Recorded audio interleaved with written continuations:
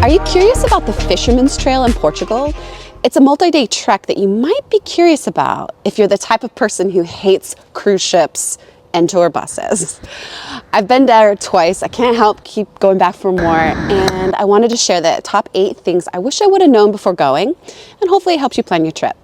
All right, so the first thing, you'll notice I'm wearing my very cute Santa earrings because this is December, and the first thing about the Fisherman's Trail is that it's the off-season destination.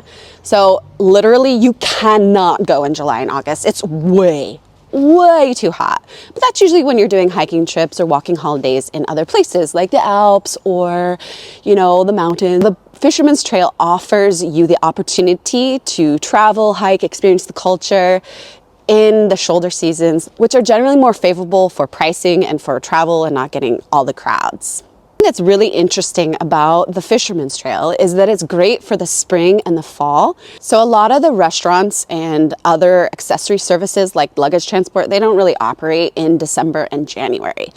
I know people, if you're carrying all your stuff and you don't want luggage transfer, it is possible. It's going to be cold and rainy.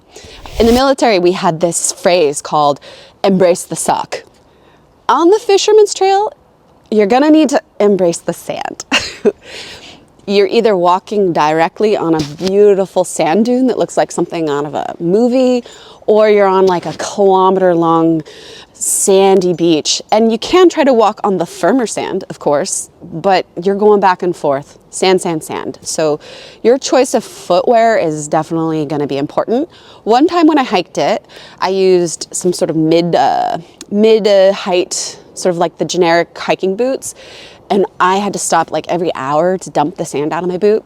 The second year I wore trail runners, which were lighter and somehow didn't get so full of sand. There's 2 tricks to it though. So I haven't done this, but a lot of people swear by the Dirty Girl gaiters. It's some kind of like fabric that is not waterproof, but it's just to go around your ankle and your shoe to keep the sand out. What works for me is that I have short legs and a long torso. So all my hiking pants, they just naturally are a little bit long on the bottom, which means they get dirty, but in the sand, it's great because it covers the shoe. And with the long pants and the trail running shoes, I only stopped about twice a day for dumping the sand out of my boots. I found it challenging for my knees because the shifting sand makes it a lot of extra work for your ankle, a little bit of extra work for your knee too. If you have a walking stick, that would probably be helpful as well because you can work a little less hard with your ankles to stabilize. On another token, if you want to really strengthen up your ankles, this is a great trek. The third thing I wish I would have known was just how easy and cheap the luggage transfer is. There are basically luggage providers, and they've created websites where you can just, you don't even need to call them. You just go on, you fill out an online form of the hotels that you're going to stay at, and they give you a little tag. All you do is set your luggage out in the lobby before 9 o'clock in the morning, and then magically your bags arrive around 3 or 4 in the afternoon at your next hotel. It's super easy, super cheap, and I love how it creates jobs in these rural places and gets the economy going, and it's really, really cool. So you carry a very light backpack, just your water, some snacks, maybe like an extra layer of clothing for the rain, and that's it. It's fantastic. And it makes it just like much more pleasurable to hike when you don't have to carry everything for, you know, your 4 days or your 10-day hike. Hey, I know we all don't have so much time in the world to do the research on these hikes, these awesome treks. So I've created a secret podcast that gives you all the details that you need to know. And you can do it and listen to it and learn while you do other things. All you have to do is check the description below and sign up with your email, and I'll send it to you for free. You can put it in your ear and do whatever else you need to do. All right, the fourth thing that I wish I would have known is the pleasure of the communal living. So I've done a mix of private hotels. I even got a hotel that had its own sauna and its own little private plunge pool. And then I've also done the hostels that are in these fishing villages. I think it's depends on the person, but it's so nice to get to meet some of the other hikers at the shared hostel. And usually people that go on these kinds of holidays, these kinds of adventures, they're not up partying all night. Like a hostel in Lisbon, you're never gonna get some sleep, right? But if you're in Odysseus at, a beautiful hostel, like most of the other people are on the same kind of a path as you. So, it's so fun. Like sitting down and making dinner with the Austrian lady and the German guy who happened to actually just live like an hour from me. It's very cool to have these sort of shared experiences with the other hikers. But the good news is, as far as accommodations go, you do have a choice. You can have kind of luxury, you can have middle range, you can do B&B or hostel. Fifth thing that really surprised me was just how much culture is directly on the trail.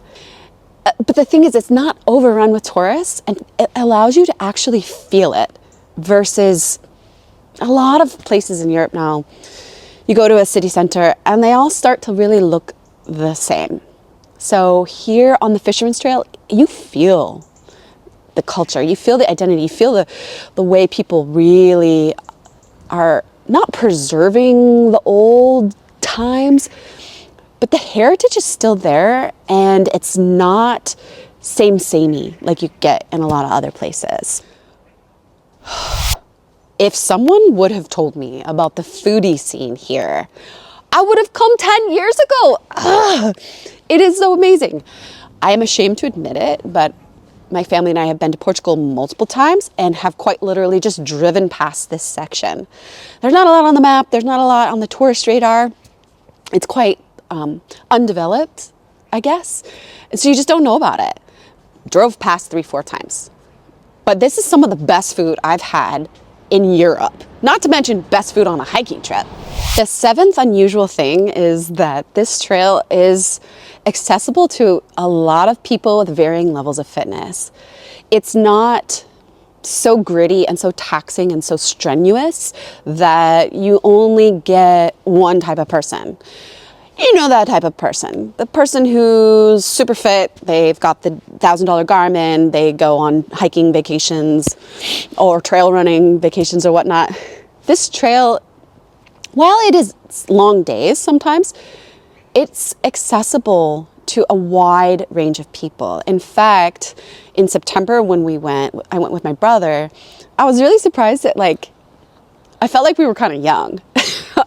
And that was great because we got to meet people that weren't just like us. And while walking on sand can be tough, most of the trail is fairly flat, and there aren't any via ferratas or really exposed sections. You can kind of go off trail a little bit and get on the side of the cliff, which is really fun, but you don't have to. And so yeah, it's pretty cool.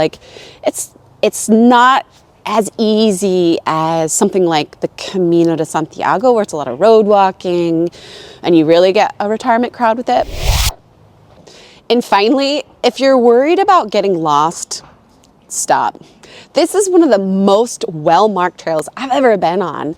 The trail signage is blue and teal, so it really stands out, but as this trail is in the sand and along the coast, it doesn't get a lot of wear and tear. Also, the trail organizers made it exceptionally difficult to get lost, because every chance you get where the trail parts, there's actually, if you're on the wrong path, there's an X in the trail colors on it.